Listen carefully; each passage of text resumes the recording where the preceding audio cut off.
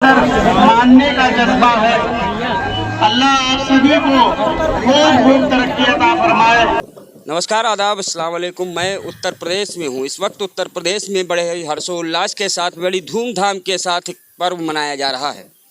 पर्व त्यौहार जो ईद का त्यौहार है, वो बड़े हर्षोल्लास के साथ में मनाया जा रहा है। हालांकि मैंने देखा कई जगहों पर हिंदू मुस्लिम एकता की मिसाल कायम करते हुए आज ईद का त्यौहार मनाया गया। मुस्लिम हिंदुओं से गले मिलते रहे, हिंदू भाई मुस्लिमों से गले मिलते रहे। यही एक हमारे देश की एक पहचान है, हमारे देश की आन बान और शान है। लेकिन आज मैं एक ईदगाह पे हूँ, जहाँ पर आप देख सकते हैं कि अचंभेनाथ पुल, जो प्रसिद्ध पुल है, इस वक्त वहाँ पे इस वक्त मैं मौजूद हूँ, जहाँ पर एक ईदगाह है। कई गाँव के लोग यहाँ पर ईद की नमाज अदा करने के लिए आते रहते हैं।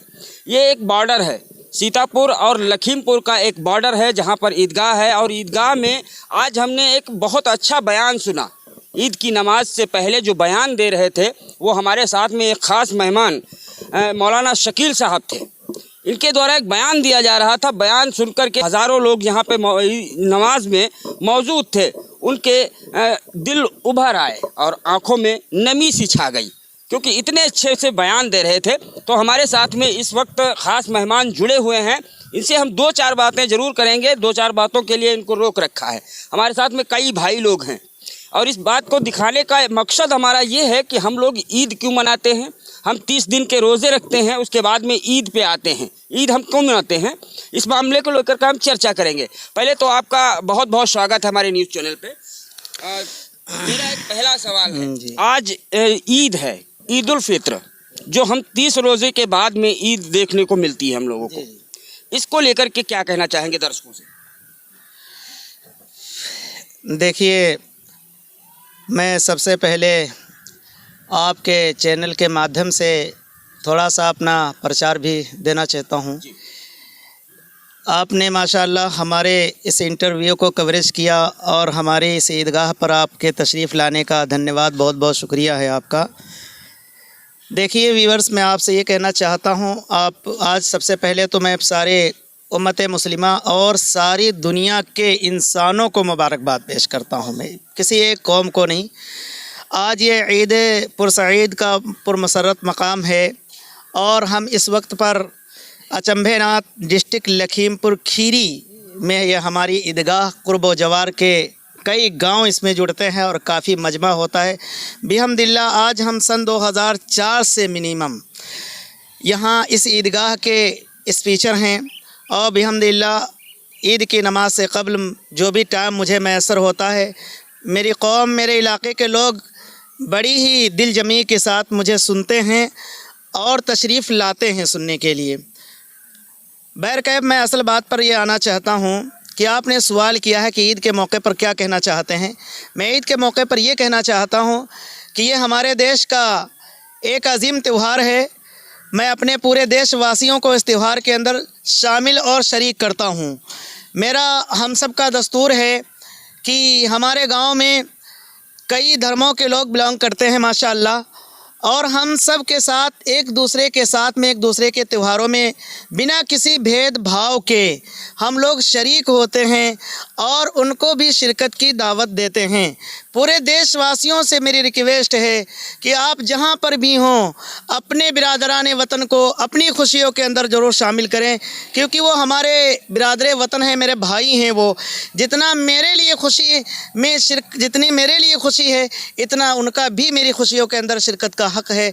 लिहाजा बिना किसी इख्तलाफ के, बिना किसी नफ़रत के, बिना किसी भेदभाव के अमन, और इस ये ईद का त्यौहार अमन और शांति का पैगाम दे करके मुल्क को जा रहा है, और ये भाई और एकता का पैगाम दे करके जा रहा है, और एक बेहतरीन मुहिब्बे वतन यानी हिंदुस्तानी होने का एक पैगाम दे करके जा रहा है।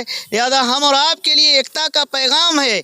लिहाजा ऐसे मौके पर हम सब को अपने त्यौहार में शरीक करें। हमारा दूसरा एक सवाल है मौलाना साहब, ईद की नमाज हमें ईदगाह पे ही क्यों पढ़ना चाहिए? यस, देखिए आपका दूसरा सवाल है कि ईद की नमाज को ईदगाह ही पर पढ़ना क्यों चाहिए। देखिए ये हमारी एक धार्मिक हमारा नुक्ते नज़र है कि हम सब के प्रोफेट जनाब मोहम्मदुर रसूलुल्लाह सल्लल्लाहु अलैहि वसल्लम आखिरी नबी थे। आप सल्लल्लाहु अलैहि वसल्लम ने जब भी ईद उल फित्र या ईद उल अज़हा की दोगाना नमाज अदा की तो उसके लिए आप मदीना मुनव्वरा की मस्जिद नबवी को छोड़ करके ईदगाह तशरीफ़ ले जाते थे बाहर।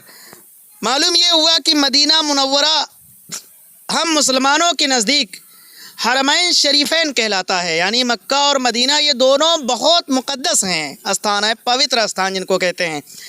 और मदीना मस्जिद नबवी में यानी नबी सल्लल्लाहु अलैहि वसल्लम की मस्जिद में नमाज़ पढ़ने का सवाब जो है वो 50,000 नमाज़ों के बराबर है।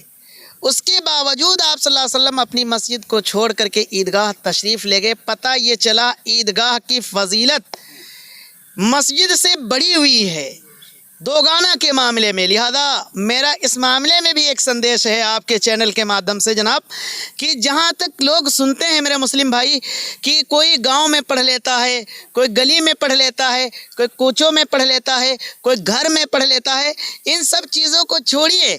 जो स्पेशल इसके लिए ईदगाह बनाई गई है जिसमें सिर्फ 2 ही नमाज़ें होती हैं, मतलब देही इलाकों में ऐसा ही होता है कि ईद और बकरा ईद की नमाज़। आप हजरात अल्लाह ने इसे सालिम बनाया है, जिसमें जुस्सा दिया आप वहाँ जाएं, नमाज़ पढ़ें जा कर के।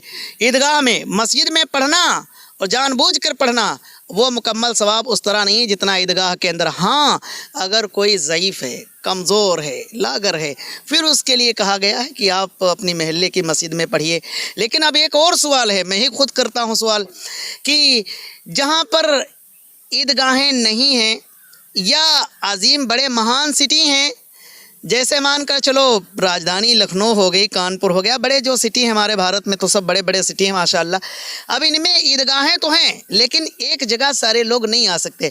तो ऐसी सूरत में जो हमारे महल्ले की मस्जिदें हैं या जो भी मस्जिदें हैं जिनको इंतखाब किया जाए ईदगाह के नाम से, उनमें नमाज अदा करना वही सवाब है ईदगाह ही का। गोया कि उस दिन वो ईदगाह के हुक्म में हैं, उस दिन ईदगाह के हुक्म में। तीसरी चीज़ ये है कि ईदगाह में पहुंचने की कोशिश ज़्यादा से ज़्यादा तादाद में किया करें ताकि इमाम साहब के ज़रिए से आपस में एक दूसरे से गले लगते हैं। इमाम साहब के ज़रिए से बहुत सी ऐसी बातें मिलती हैं जो हमारे मुल्क के लिए गाइडलाइन होती हैं और मुल्क में अमन और शांति का पैगाम पहुँचाती हैं।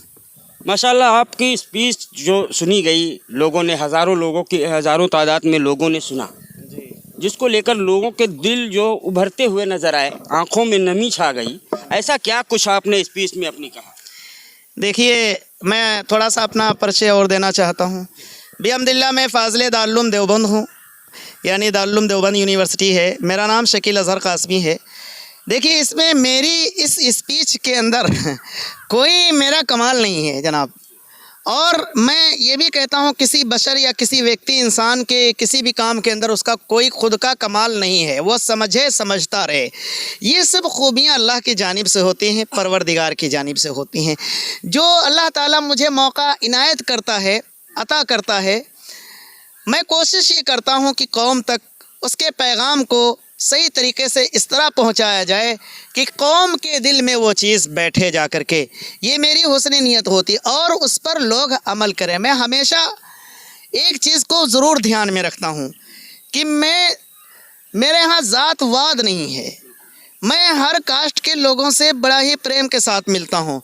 मज़ीद है कि मैं मुल्क के मामलात को मैं सबसे ऊपर रखता हूँ, मैं कौमी एकता को सबसे ऊपर रखता हूँ। अगर कोई सरकारी गाइडलाइन है या संविधानिक कोई मामला है, मैं सर आँखों से उसे कबूल करता हूँ और मैं उस गाइडलाइन का मुकम्मल फ़ॉलो करता हूँ। और लोगों को भी सख्ती के साथ ये बात कहता हूँ कि गाइडलाइन का फ़ॉलो करें। जैसे आज ईद का दिन है, बहुत सी जगहें ऐसी हैं जो आम चलने वाले बड़े बड़े रोड हैं, बहुत बड़े बड़े रोड हैं, उसमें अप डाउन करने वालों लोगों के लिए बड़ी परेशानी होती है।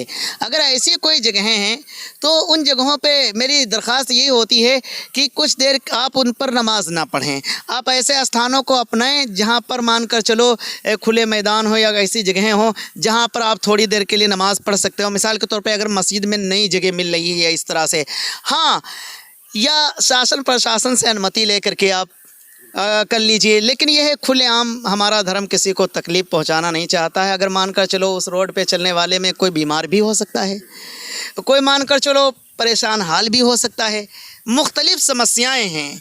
अब ऐसी सूरत में अगर पता ये चला हम रोड जाम किए हुए खड़े हैं तो उसको तकलीफ़ हो सकती है, और हमारा धर्म किसी को तकलीफ़ देना हराम समझता है।